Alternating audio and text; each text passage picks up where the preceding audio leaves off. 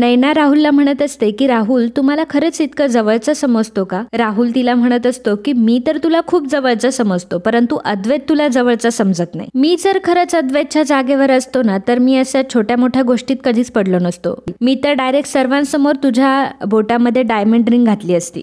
नमस्कार मंडळी, लक्ष्मीच्या पावलांनी या मालिकेच्या पुढील भागात आपल्याला बघायला मिळणार आहे चांदेकर कुटुंब हे नैनाला बघण्यासाठी सुकन्या मावशीच्या इथे आलेलं असतं आणि संगीता आपल्या बहिणीचं घर हे आपलं घर आहे असं सांगत असते. परंतु त्यावेळी मात्र जिला बघायला आलेले असतात ती आपली नैना राहुल सोबत एका फंक्शन मध्ये गेलेली असते आणि राहुलने मुद्दामच तिला त्या फंक्शन मध्ये चीफ गेस्ट म्हणून बोलवलेलं असतं. चांदेकर ज्वेलर्सच्या वेगवेगळ्या डिझाईनचं एक्झिबिशन असतं, वेगवेगळे नेकलेस तिथे ठेवलेले असतात आणि त्यातला एक नेकलेस खूप महाग असतो आणि सगळ्यात सुंदर देखील असतो. तर मीडियावाले राहुलला प्रश्न विचारतात की ह्या नेकलेसची प्राइस काय आहे? तेव्हा राहुल सांगतो की हा नेकलेस प्राइसलेस आहे. हा नेकलेस ज्याच्या गळ्यात पडेल खरं तर तो खूप भाग्यवान असणार आहे आणि जी व्यक्ती एवढा सुंदर नेकलेस घालणं डिझर्व करते तिच्याच गळ्यात हा नेकलेस तुम्हाला बघायला मिळेल.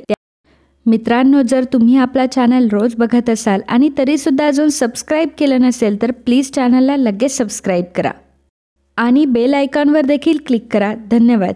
मीडियावाले राहुलला विचारतात की परंतु ह्या गोष्टीचा निर्णय तर अद्वैत चांदेकरच घेईल ना, की हा नेकलेस कोणी घालायचा ते? राहुल म्हणतो की हो, तोच घेणार आहे हा निर्णय. तेव्हा नैना मात्र मनामध्ये म्हणत असते की जर हा निर्णय जर राहुलला घ्यायचा असता ना तर राहुलने पक्का हा नेकलेस मलाच दिला असता. तेवढ्यातच नैनाचं लक्ष हे तिच्या फोनवर जातं. तर तिच्या फोनवर कलाचे आणि संगीताचे खूप मिस कॉल आलेले असतात. ती घरात नसल्यामुळे कला आणि संगीता आता दोघीही खूप टेन्शन मध्ये आलेले असतात आणि टेन्शन मध्ये तिला कॉल करत असतात. परंतु नैनाला मात्र त्यांचं काहीही पडलेलं नसतं. नैना त्या गोष्टीकडे पूर्णपणे इग्नोर करते आणि तिला राहुल सोबत राहायला मिळते यामध्येच ती खूप खुश असते. नैना मात्र राहुल सोबत खूप एन्जॉय करत असते. तर इकडे कला आणि संगीताला मात्र फार टेन्शन आलेलं असतं. संगीता कलाला फोनवर विचारत असते की कुठे गेली असेल नैना? आतापर्यंत तर इथंच होती, अचानक कशी काय गेली असेल? बाहेर चांदेकर सगळे तिची वाट बघताय, आता मी त्यांना काय उत्तर देऊ हेच मला समजत नाहीये. तर कला तिला विचारत असते की परंतु आई अगं शेवटी काय बोलली होती तुला की कुठे जाणार आहे ती? संगीता म्हणते की हो, ती मला असं म्हणाली होती की तिला पार्लर मध्ये जायचंय, काहीतरी टचअप वगैरे करायचंय, कदाचित ती पार्लर मध्येच गेली असेल. तर कलाला मात्र खूप टेन्शन आलेलं असतं की आता ही सिच्युएशन हँडल करायची तर कशी करायची, नक्की नैनाताई कुठे असेल आणि तिचा शोध कसा घ्यायचा पूर्ण कोल्हापूरमध्ये, पुढे मोठा प्रश्न तयार झालेला असतो. तर इकडे बाबा हे संगीतालाच बोलत असतात की तू आणि तुझी मुलगी दोघीही अगदी सेम आहात. ऐन वेळेला तिला पार्लर मध्ये जायला कोणी सांगितलं होतं आणि ही काय पार्लर मध्ये जाण्याची वेळ आहे का, असं म्हणून ते संगीतालाच बोलत असतात. संगीता म्हणत असते की इथे माझी मुलगी गायब आहे आणि तुम्ही मला फक्त टोमनेच मारताय. तर बाबा तिला स्पष्टपणे सांगतात की आता जे काही तू केलंयस तर तू स्वतः भोग आणि बाहेर जाऊन तुला काय उत्तर द्यायचंय तर ते तू स्वतः दे. तर इकडे राहुल हा नैनाला म्हणत असतो की नैना, आज आमच्या घरचे सर्वजण तुला बघायला येणार होते आणि आता तर तू इथेस. मग नैना म्हणत असते की जाऊ दे ना, तसाही मला त्यात काही इंटरेस्ट नव्हता. राहुल नैनाला विचारत असतो की जेव्हापासून तुझं आणि अद्वैत ब्रोचं लग्न ठरलंय तेव्हापासून तुला कसं वाटतंय, कशा वाटतंय तुझ्या प्रेमाच्या फिलिंग्स? नैना म्हणत असते की खरं तर हे फक्त पिक्चर मध्ये होतं की हिरोईनचे केस वगैरे उडतात, सगळं काही स्लो मोशन मध्ये होत असतं आणि रिअल लाईफ मध्ये असं काहीच नसतं. राहुल तिला म्हणत असतो की अगं खऱ्या आयुष्यात सुद्धा हे सहज पॉसिबल आहे, परंतु त्याच्यासाठी फक्त एक चांगला पार्टनर हवा. राहुल आता अचानक नैना समोर येऊन उभा राहतो. त्यामुळे नैनाला जे वाटत असतं की जे मूवी मध्ये होतंय ते प्रत्यक्षात तिच्यासोबत होत असतं. तिचे केस उडत असतात, जणू काही सगळं स्लो मोशन मध्ये होतंय असं तिला वाटत असतं. खरं तर तिला राहुलवर प्रेम झालेलं असतं. त्यानंतर राहुल नैनाला म्हणतो की खरं तर मला माहितीये की आज तुझ्या आयुष्यातला खूप मोठा दिवस आहे, परंतु तुला हे बकवास नाही वाटत का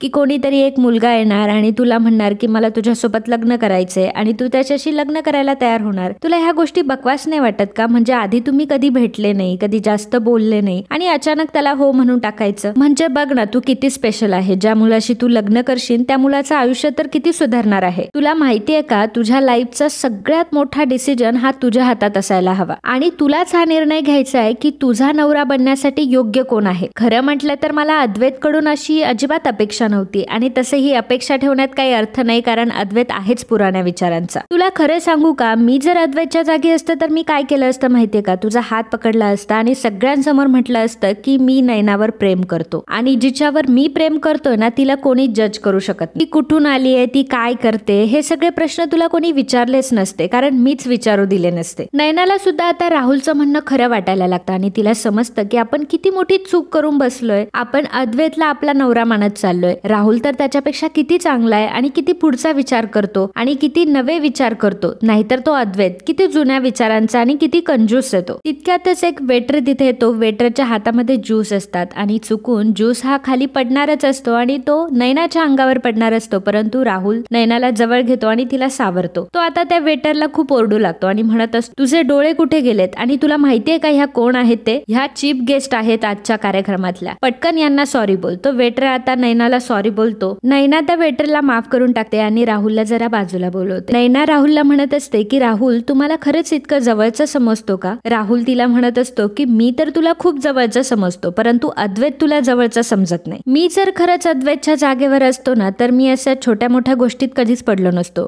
मी तर डायरेक्ट सर्वांसमोर तुझ्या बोटामध्ये डायमंड रिंग घातली असती. त्यानंतर मी तुझ्यासोबत एक डेस्टिनेशन वेडिंग केलं असतं आणि त्यानंतर एक ग्रँड रिसेप्शन. आणि मग त्या रिसेप्शन मध्ये मोठे मोठे सेलिब्रिटीज आले असते आणि ते मला म्हणाले असते की तुमच्या वाईफ सोबत मी एक सेल्फी घेऊ शकतो का? तर राहुल ज्याप्रमाणे तिला फेकत असतो आणि तिला सांगत असतो, त्याप्रमाणे नयना ही झाडावर चढत असते आणि तिला असं वाटत असतं की खरंच असं माझ्या आयुष्यात होणार. तर इकडे मात्र अद्वैत नयनाची खूप वाट बघत असतो. त्याला असं वाटत असतं की कधी एकदाची नयना बाहेर येईल, परंतु नयना काही बाहेर येणार नसते, कारण नयना घरामध्येच नसते. इकडे राहुल हा नयनाला विचारत असतो की मग अद्वैत तुला काय बोलला की तुला हनीमूनला कुठे घेऊन जाणार आहे? नयना म्हणत असते की खरं तर आमचं ह्या विषयावर कधी बोलणंच नाही झालं. राहुल म्हणतो की मला माहितीये ना तो तुला कुठे घेऊन जाणार आहे. तो तुला मनाली, शिमला अशा कुठेतरी थंड हवेच्या ठिकाणी घेऊन जाईल, कारण तो खूप कंजूस आहे ना. खरं तर मी तुला हे सगळं नाही सांगायला पाहिजे, कारण शेवटी अद्वैत तुझा होणारा नवरा आहे. माहित नाही, पण तू मला खूप माझ्या जवळची वाटते म्हणून मी तुला सांगितलं. तर नयना विचार करत असते की बरं झालं, ह्या सगळ्या गोष्टी मला आधीच कळल्या. तर इकडे कला मात्र नयनाला सगळीकडे शोधत असते. प्रत्येक कोल्हापूरमधील ब्युटी पार्लर मध्ये जाऊन ती नयनाला शोधत असते, परंतु नयना तिला कुठेच सापडत नाही. तर नयना अजूनही बाहेर आलेली नसते. त्यामुळे चांदेकर आता मात्र खूप उदास झालेले असतात. त्यामुळे आता संगीताच सर्वांसमोर येते आणि संगीता सांगते की खरं तर नयना ही पार्लर मध्ये गेली आहे आणि त्यामुळे तिला यायला जरा उशीर झालाय. तर सरोज आता चिडते आणि म्हणते की जर तिला पार्लर मध्ये जायचं होतं तर आम्ही येण्याच्या आधीच का नाही ती गेली? तर बाबा आता नयनाच्या वतीने त्यांना सॉरी म्हणत असतात की आजकालच्या मुलींचं तुम्हाला माहिती, त्यांच्या मनात जे काही येतं त्याच ते करतात. संगीता म्हणत असते की खरं म्हटलं तर माझ्या नयनाला कायम छान दिसायचं असतं, ती कायम सुंदर दिसत असते आणि तिला आज जरा जास्तच सुंदर दिसायचं होतं, कारण तिच्या आयुष्यातला आज एवढा मोठा क्षण आहे. सरोजला मात्र नयनाचं हे वागणं अजिबात